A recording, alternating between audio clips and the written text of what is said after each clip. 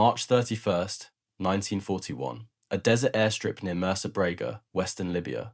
Lieutenant General Erwin Rommel climbed out of a Fieseler-Storch reconnaissance aircraft, dust still clinging to his boots, and told his divisional commander to prepare an immediate attack on the British defensive line 12 kilometers to the east.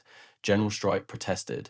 The division was incomplete, supply lines were not established. Berlin had explicitly ordered them to wait until May. Rommel did not care. He had spent the morning circling above the British positions at 500 feet, close enough to see the thinness of the wire, the gaps in the minefields, the absence of armour behind the forward posts. He had seen enough. He told Streich the attack would begin at dawn. 6 weeks earlier, Berlin had sent Rommel to hold a defensive line in western Libya. Nothing more. He was about to launch an offensive that would drive the British 650 miles back to the Egyptian border, capture 3 of their generals, destroy an entire armoured division, and plunge Winston Churchill into one of the darkest periods of the war. He did all of this against the explicit written orders of the German High Command, with 1 incomplete division, and without telling anyone he was going to do it. This is the story of how one general's refusal to obey orders rewrote the war in North Africa, how Rommel turned a blocking mission into a 1,000-kilometre offensive, how the British Empire lost in 3 weeks what it had spent 3 months winning, and how the fall of a single fortress, Tobruk, became the hinge on which the entire desert war turned. This is the story of the most audacious act of insubordination in the Second World War. Rommel had been a corps commander for less than a year. He had never served in Africa. He had never commanded forces in desert terrain. He had never operated under a foreign chain of command. He had no experience with the logistics of supplying an army across 1,000 miles of sand, where every drop of water, every litre of fuel, and every round of ammunition had to be shipped across the Mediterranean and then trucked forward along a single coastal road. None of this mattered to him. What mattered was what he had seen from the air. The British were weak, and weakness, in Rommel's experience, existed to be exploited before it could be corrected. To understand the scale of the opportunity Rommel recognised, you must first understand what had happened to the Italians before he arrived. In December 1940, the British launched Operation Compass, a limited 5-day raid against Italian positions at Sidi Barrani in Egypt. It was supposed to be a short, sharp action. Instead, it became one of the most lopsided victories in military history. Lieutenant General Richard O'Connor's Western Desert Force of roughly 30,000 men did not stop at Sidi Barrani. They kept going, through Bardia, through Tobruk, through Benghazi, 500 miles in 2 months. The Italian 10th Army, 150,000 strong, simply ceased to exist. At the Battle of Bedafom in February 1941, a flying column of just 2,000 British troops raced across the desert to cut the coastal road ahead of the retreating Italians. Trapping the entire column, 133,000 Italian soldiers surrendered, 22 generals were captured, roughly 400 tanks and over 800 artillery pieces were destroyed or seized. British casualties across the entire campaign were barely 1,900. The road to Tripoli lay open. O'Connor wanted to press on. He believed he could take the Libyan capital with the forces he had. Wavell, the theatre commander, agreed the opportunity was real. But London had other plans. Churchill had decided to send an expeditionary force to Greece, where a German invasion was expected. The troops had to come from somewhere. They came from North Africa. Operation Luster began in early March 1941. Approximately 58,000 men were diverted to Greece. The formations stripped from Cyrenaica were precisely the battle-hardened units that had won Compass: the 6th Australian Division, the 2nd New Zealand Division, the 1st Armoured Brigade with over 100 tanks. The 7th Armoured Division, the famous Desert Rats, was withdrawn to Egypt to refit, its vehicles worn beyond repair after 1,000 miles of continuous advance. What remained in Cyrenaica was a shell. The 2nd Armoured Division under Major General Gambier Parry was a formation in name only. Its 3rd Armoured Brigade had started the march to Libya with 58 cruiser tanks. Mechanical breakdowns reduced that number to 23 by the time they reached the front. The 6th Royal Tank Regiment had been stripped of British tanks entirely and re-equipped with captured Italian M1340s, slow, unreliable, and uncomfortable to fight in. By early April, the entire armoured strength in Cyrenaica had dwindled to 12 cruiser tanks, 20 light tanks, and 20 Italian tanks. 52 tanks to cover a front of hundreds of miles. The 9th Australian Division under Major General Leslie Morsehead was green and still training. Its experienced brigades had been transferred to the 7th Division for Greece, replaced by units that had been in Palestine for only 1 to 3 months. The 3rd Indian Motor Brigade, newly arrived from Bombay, had no artillery, no 2-pounder anti-tank guns, only half its radios, and was armed mainly with rifles. General Archibald Wavell, commanding an area of 3.5 million square miles across 9 countries, believed he had time. British intelligence had intercepted German orders, explicitly telling Rommel not to take offensive action until reinforced in May. On March 30th, Wavell signalled London that he did not believe the enemy could make any big effort for another month. He was technically correct about what Rommel's orders said. He was fatally wrong about what Rommel would do. The orders restraining Rommel began at the very top. Hitler's Directive No. 22, issued on January 11, 1941, used the German word Sperrverband, meaning blocking force. The directive specified that this force was to render service in the defence of Tripolitania against British armoured divisions. Defence, not attack. North Africa was a sideshow. Everything that mattered was being prepared for Operation Barbarossa, the invasion of the Soviet Union. On February 6th, Rommel met Field Marshal Walter von Brauchitsch, Commander-in-Chief of the army, and then Hitler himself. Brauchitsch made the constraints explicit. The assignment was purely defensive. Rommel was not to go on the offensive until his entire force was present, meaning after the 15th Panzer Division arrived, expected no earlier than mid-May. A formal written order from Brauchitsch, dated March 21st, specified the sequence precisely. First, secure the Agadabia area. Then, only after the 15th Panzer Division arrived, prepare for a limited advance into Cyrenaica. A further move on, Tobruk was envisioned for autumn at the earliest. The oasis of Marada was set as the eastern limit of Rommel's advance. Franz Halder, chief of the general staff, told Rommel flatly that Barbarossa preparations made it impossible to divert additional forces or supplies. Rommel's response, recorded in his papers, was dismissive. He told Halder that logistics was his problem. Berlin expected Rommel to sit in the desert and wait. Rome expected him to coordinate with his Italian superiors and defer to their judgment. The Italian commander, General Garibaldi, expected a subordinate who followed the chain of command. Everyone expected a defensive line. Rommel gave none of them what they expected. Rommel had arrived in Tripoli on February 12, 1941. He immediately set a pace that stunned his Italian allies. He insisted transport ships be unloaded overnight without pause. By the morning of February 15th, the 1st Combat Units, Reconnaissance Battalion 3 and Anti-Tank Detachment 39, paraded through Tripoli streets before being rushed to the front. In a characteristic piece of theatre, Rommel ordered his tanks to drive around buildings in a loop and line up for another pass, creating the impression of a much larger force for any observer watching. His striking force was the 5th Light Division, built from elements of the 3rd Panzer Division. Its core was Panzer Regiment 5 with 155 tanks, 25 Panzer Is, 45 Panzer IIs, 61 Panzer IIIs, 17 Panzer IVs, 7 command vehicles. Total divisional strength was approximately 12,000 men. The 15th Panzer Division, with its 146 tanks, was still in Europe. It would not begin arriving until late April and would not be fully assembled until May 28th. What made Rommel decide to attack was not recklessness, it was recognition. He had spent his career seizing opportunities that others considered too dangerous. At Caporetto in October 1917, Lieutenant Rommel and 150 men of the Württemberg Mountain Battalion captured 81 guns, 9,000 prisoners, and Mount Matager in 52 hours by ignoring orders to halt and pressing forward when the enemy wavered. He received the Pour le Mérite for it. In France, in May 1940, his 7th Panzer Division, the Ghost Division, advanced so fast that even the German High Command lost track of it. He reached his assigned objective and kept going without authorization. The pattern was consistent. Rommel recognized weakness and exploited it before his superiors could restrain him. Success silenced every critic. The probing began on March 24th when Reconnaissance Battalion 3 attacked El Agheila. It fell by midday. On March 31st, the 5th Light Division assaulted the British position at Mersa Brega, breaking through minefields and anti-tank positions by afternoon. Rommel watched the British response from the air. It was rapid, disordered retreat. He later wrote that he had maintained secrecy over the forthcoming attack eastwards and informed neither the Italian nor the German High Command. Agadabia fell on April 2nd. When General Streik requested 4 days for maintenance and resupply, Rommel called it a ridiculous pretext and ordered him to siphon fuel from non-essential vehicles.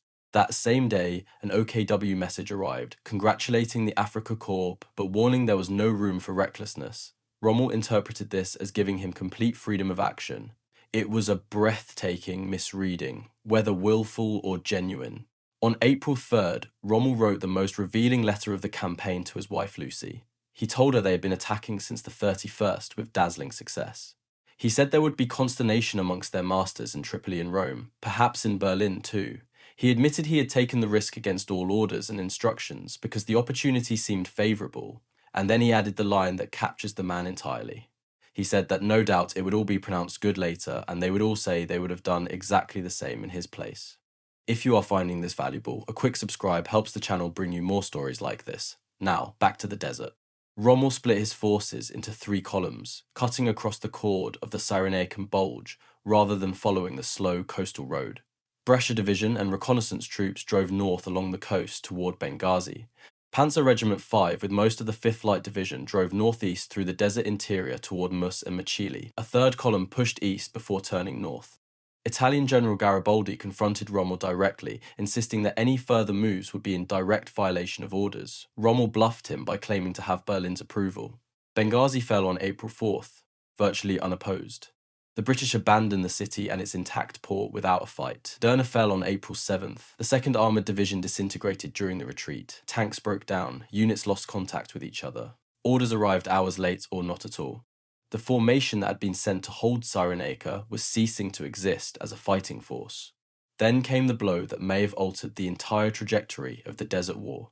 On the night of April 6th, Lieutenant General Philip Neame, commanding Cyrenaica, and Lieutenant General Richard O'Connor were travelling by car from Marawa toward their headquarters at Timimi. Wavell had sent O'Connor forward 3 days earlier to advise Neame, who was inexperienced in desert warfare. It was a decision born of desperation, an attempt to stiffen command at the front without formally relieving Neame. Their driver missed a junction in the darkness and continued toward Derna instead of turning east. They drove straight into motorcycle troops of the 8th Machine Gun Battalion. The assistant driver opened fire, killing 1 German soldier. Return fire killed the British driver. Both generals surrendered. O'Connor, the architect of Operation Compass, the man who had destroyed the Italian 10th Army with 30,000 troops, the one British commander who understood mobile desert warfare instinctively, would spend over 2.5 years in an Italian prisoner of war camp. He escaped 3 times before finally reaching Allied lines in December 1943, but by then the Desert War was over. He later called his decision to serve as advisor rather than take direct command the worst proposal he had ever made. The British had lost their best desert general to a wrong turn on a dark road. Major General Gambier Parry was captured separately at Machili on April 8th, along with Brigadier Vaughan and approximately 3,000 troops, after a dawn assault overwhelmed the garrison. The siege of Tobruk began on April 10th, with the encirclement completed on April 11th. The garrison consisted primarily of the 9th Australian Division, the 18th Australian Infantry Brigade, elements of the 3rd Armoured Brigade with a handful of surviving tanks, and supporting British artillery units. The perimeter extended roughly 50 kilometres, defended by a line of concrete strongpoints, an anti-tank ditch, and belts of barbed wire originally constructed by the Italians. Major General Morshead, whom his men called Ming the Merciless for his discipline, told the garrison there would be no Dunkirk here. If they had to get out, they would fight their way out. There would be no surrender and no retreat. His philosophy was aggressive defence. He ordered constant patrolling beyond the wire, night raids into no man's land, and immediate counterattacks against any penetration. The Australians would not sit behind their defences and wait. They would make the enemy bleed for every metre. Rommel's first assault on April 13th was bloodily repulsed. Elements of the 5th Light Division, supported by Italian infantry, attempted to breach the anti-tank ditch near strongpoint R33 in the southwestern sector. The 2nd 17th Australian Battalion counter-attacked at close quarters with bayonets and grenades. 16 of 38 German tanks were destroyed. 350 to 400 men were killed or wounded.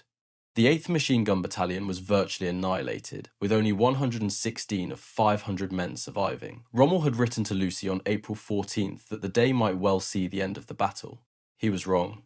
Beyond Tobruk, the advance continued. Bardia fell on April 12th. Fort Capuzzo was captured the same day. Sollum and the Egyptian frontier were reached by mid-April.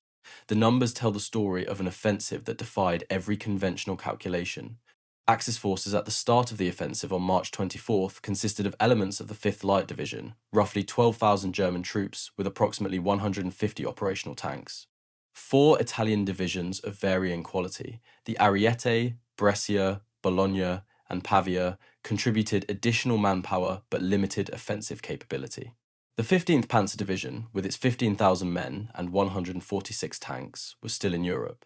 Against this, the British had the 2nd Armoured Division with 52 tanks in total, of which only 23 were cruiser runners. The rest captured Italian models and light tanks. The 9th Australian Division, under-equipped and still training, the 3rd Indian Motor Brigade, with no artillery and no anti-tank guns.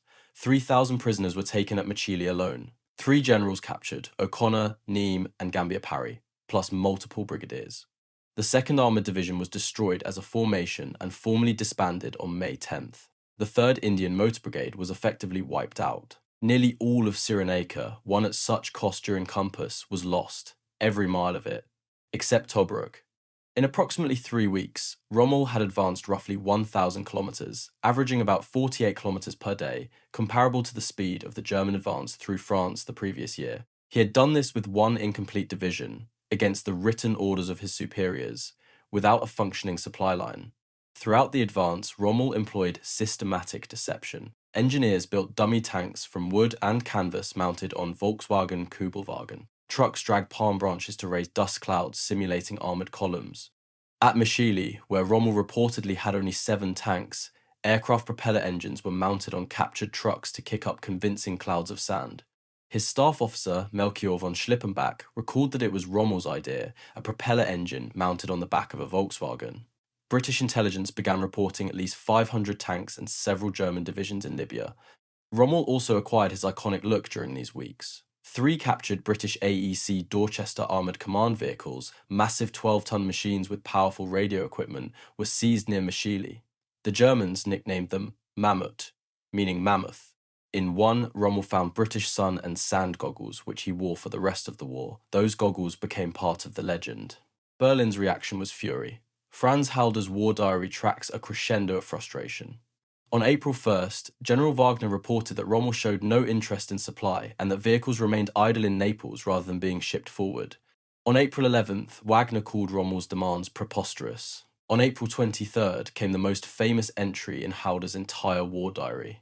He described Rommel as a soldier gone stark mad, using the German phrase Dieser verrückt gewordene Soldat.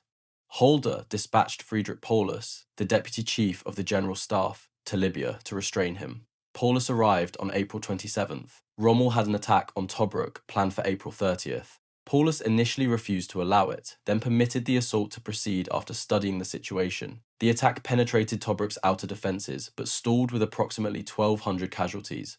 After a further failure on May 4th, Paulus ordered Rommel to halt all attacks on Tobruk. His report back to Berlin was devastating, highly critical of Rommel and the entire operation, describing an overstretched force in a desperate position. British intelligence intercepted it through Ultra, and its description of Axis exhaustion encouraged the premature British counterattack at Halfaya Pass. Yet Hitler took no action against Rommel. Halder later wrote that Rommel's character defects made him very hard to get along with, but that no one cared to come out in open opposition because of his brutality and the backing he had at the highest level. Churchill's reaction followed a parallel arc, from confidence to alarm to action. On March 24th, he had telegraphed Wavell that he presumed the general was only waiting for the tortoise to stick his head out far enough before chopping it off. Within 2 weeks, Churchill ordered Wavell to hold Tobruk to the death without thought of surrender. He later admitted that he could not recall any period when the stresses of the war bore more directly on him than the first half of 1941. Wavell, fighting simultaneously in the Western Desert, Greece, Crete, East Africa, Iraq, and Syria with wholly inadequate resources, acknowledged after the war that he had certainly not budgeted for Rommel after his experience of the Italians. Churchill dispatched the Tiger convoy through the dangerous Mediterranean, arriving at Alexandria on May 12th carrying 238 tanks and 43 Hurricane fighters. He called them his Tiger Cubs. 2 British counterattacks followed. Operation Brevity on May 15th, a limited thrust with 29 cruiser tanks and 24 Matildas, briefly captured Fort Capuzzo before being pushed back. Then came Operation Battleaxe on June 15th, the decisive test. Lieutenant General Beresford Pears commanded approximately 20,000 infantry and 220 tanks, including the Tiger convoy reinforcements, against Rommel's roughly 13,200 infantry and 194 tanks. The British plan called for a three-pronged assault to clear the frontier positions, relieve Tobruk, and destroy the Afrika Korps. At Halfaya Pass, the attack walked into a trap. Rommel had positioned concealed 88mm flat guns, dual-purpose anti-aircraft weapons repurposed as anti-tank killers, dug in positions overlooking the approaches. They were commanded by Captain Wilhelm Bach, a former Lutheran pastor who earned the nickname Pastor of Hellfire from both sides. The 88mm round could penetrate the Matilda's armour at ranges where the Matilda's own 2-pounder gun could not reply. The British tankers had never faced anything like it. 11 of 13 Matildas were destroyed at the pass in the opening hours. A British tank commander was last heard on the radio reporting that they were tearing his tanks apart. Across all sectors on the first day, the British lost over half their armoured strength. On the third day, Rommel massed his panzer formations for a sweeping flanking movement. Beresford-Pearce narrowly avoided encirclement by ordering a general withdrawal just ahead of the closing jaws. British losses across 3 days of fighting were approximately 969 casualties and 91 tanks permanently destroyed, 64 Matildas and 27 cruisers. German losses were 678 casualties, but only about 12 tanks lost beyond recovery. The difference was decisive and revealing. Rommel controlled the battlefield afterward and recovered disabled vehicles from both sides, repairing and returning them to service. The Matilda's reign as Queen of the Desert was finished. The 88mm gun had rewritten the rules of armoured warfare in North Africa. Churchill was devastated. He spent the days after battle axe pacing disconsolately at Chartwell, his country estate in Kent. The Tiger convoy tanks, shipped at enormous risk through the Mediterranean, had been squandered in 3 days. On June 20th, he wrote to Wavell with the words that every wartime commander dreads. He had come to the conclusion that the public interest would best be served by the appointment of General Auchinleck to relieve him. He wanted a fresh mind and hitherto untaxed personal energy. Wavell received the news with characteristic dignity, telling colleagues that the Prime Minister was quite right and that there ought to be a new eye and a new hand in the theatre. He swapped commands with Auchinleck, becoming Commander-in-Chief India. Wavell had been fighting simultaneously in the Western Desert, Greece, Crete, East Africa, Iraq and Syria, 6 campaigns across 2 continents with wholly inadequate resources. After the war, he wrote with painful honesty that he had certainly not budgeted for Rommel after his experience of the Italians, and that he should have been more prudent in Cyrenaica. The desert war that Rommel's insubordination had ignited would now be someone else's problem to solve. Rommel's first offensive was simultaneously a tactical triumph and a strategic catastrophe. He had correctly identified that the British were hollow, depleted by grease, exhausted by compass, spread impossibly thin. His reconnaissance, deception, and relentless personal leadership from the front shattered a fragile defence in days. The capture of O'Connor alone altered the trajectory of the campaign. He had advanced 1,000 kilometres in 3 weeks, with forces that Berlin considered insufficient for a minor holding action. But Tobruk did not fall, and this changed everything. The unconquered fortress sat astride Rommel's supply line, 560 kilometres from the Egyptian frontier and over 1,000 kilometres from Tripoli by road. Every convoy heading east had to bypass Tobruk, adding distance, consuming fuel, and exposing trucks to raids from the garrison. The Royal Navy's Tobruk ferry service, running destroyers and small craft through nightly bombardment, kept the garrison supplied while Rommel's own logistics stretched to the breaking point. Morsehead's Australians held out for 241 days. They were relieved eventually, but the fortress never fell to Rommel's first offensive. German propaganda radio mocked them as rats caught in a trap. The Australians embraced the name. They called themselves the Rats of Tobruk and wore it as a badge of honour for the rest of the war. The official German military history judged the advance as the original sin that ultimately made victory in North Africa less likely. The terrain gained was militarily worthless without Tobruk. It created a supply line of impossible length, over 1,000 miles from port to front, running along a single road that the RAF could interdict at will. It committed Germany to a theatre that Berlin had never intended to prioritise, diverting men, aircraft, ships, and above all, fuel from the preparations for Barbarossa and its aftermath. It put Axis forces into a logistically impossible situation from which they never recovered. March 31st, 1941. A desert airstrip near Mersa Brega. Rommel climbed out of a Fieseler Storch and told his general to attack. He knew Berlin would be furious. He knew Rome would protest. He knew his supply lines could not sustain what he was about to do. He knew that Halder would call him a madman and that Paulus would be sent to rein him in. He attacked anyway because the opportunity was there and because he had spent his entire career proving that opportunity seized was worth more than orders obeyed. He was right about the opportunity. He was wrong about what came after. The desert war that followed would consume 2 more years, hundreds of thousands of men, and resources that Germany could not spare, grinding back and forth across the same stretch of sand, until it ended in the surrender of 250,000 Axis soldiers in Tunisia in May 1943. Holder's fury proved more prophetic than Rommel's optimism. It all began with one general, one reconnaissance flight, and one decision to ignore every order he had been given. This video is presented for educational purposes. This channel does not glorify Nazi Germany or the Wehrmacht. Our purpose is to examine the decisions that shaped the deadliest conflict in human history and to honour the Allied soldiers who ultimately defeated the Axis powers.